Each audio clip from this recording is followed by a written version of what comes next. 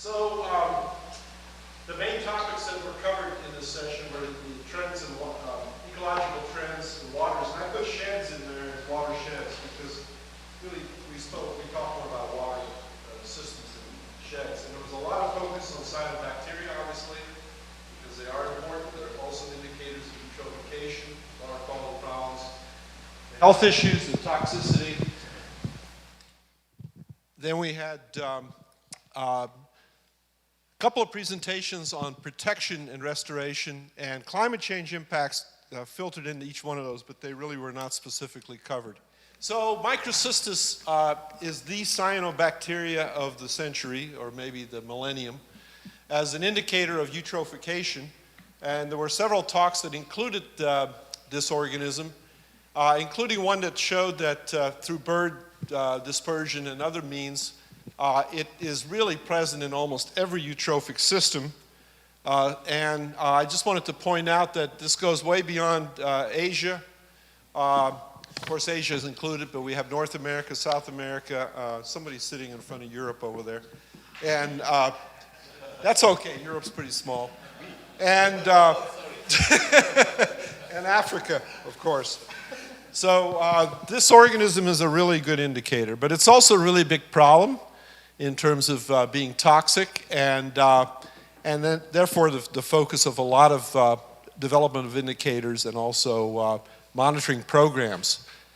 The one thing I wanted to mention about Microcystis, and this came out in several talks that we had, was that in reference to nutrient supply, this organism responds to not just phosphorus, but nitrogen and phosphorus and nitrogen. And again, I want to drill home this issue that nitrogen, we should change the paradigm of eutrophication, or not change it, but just amend it to include both considerations of nitrogen and phosphorus. This is a really important management issue because as many managers and limnologists have been trained to just think about phosphorus in freshwater systems. That's no longer the case. We need to deal with nitrogen, which is a real challenge as well. And you can see it there on the experimental work that was shown. And I showed you some very simple stuff with filters and bioassays where you can see that the control here without any additions, nitrogen, phosphorus, N and P together. I think that this goes across many ecosystems, and we need to develop both indicators, obviously, and responses to this issue.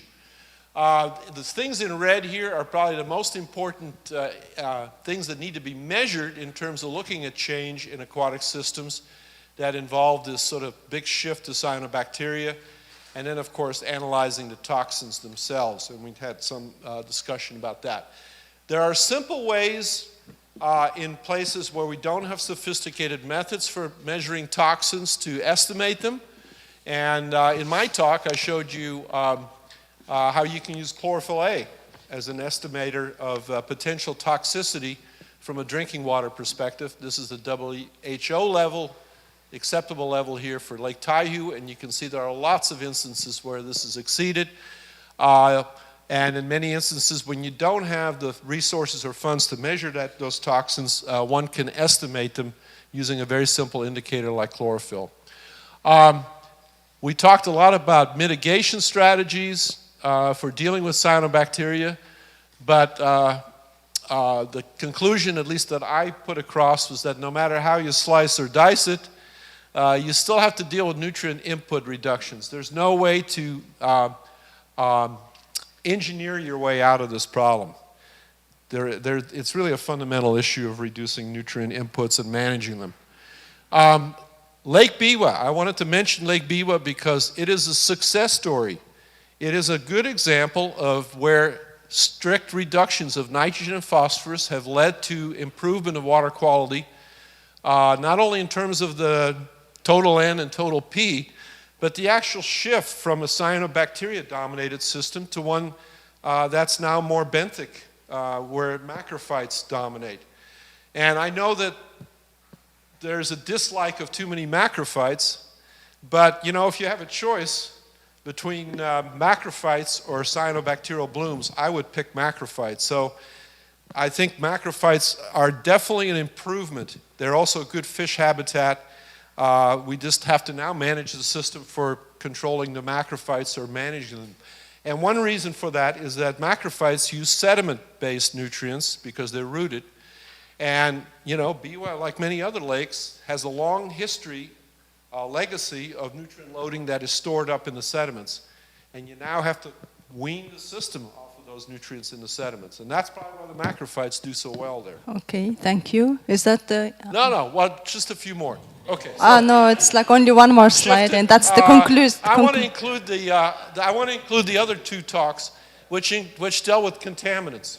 Okay, and we still have lots of issues and problems with contaminants. Not just developing indicators, but how to get rid of them and how to manage them and how to mitigate them.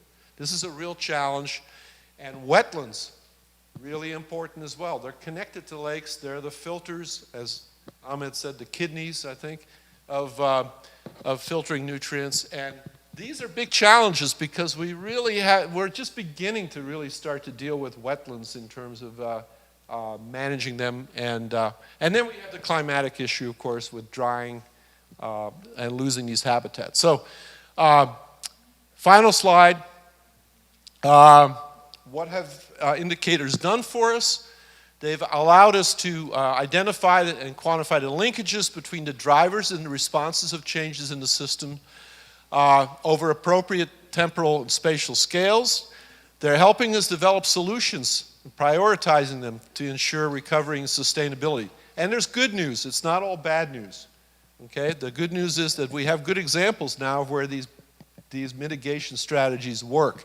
That's really important because you have to overcome a lot of the skepticism out there of using these mitigation strategies. Engineering fixes alone aren't going to do the trick because you also have to consider the biogeochemistry and ecology. And then lastly, one reality trip is we're never going to get systems back to the way they were in most instances. This is the return to Neverland kind of thing. And that's because the baselines are shifting or have shifted. So we should be realistic in terms of what we can expect when we start to improve these systems. Thank you.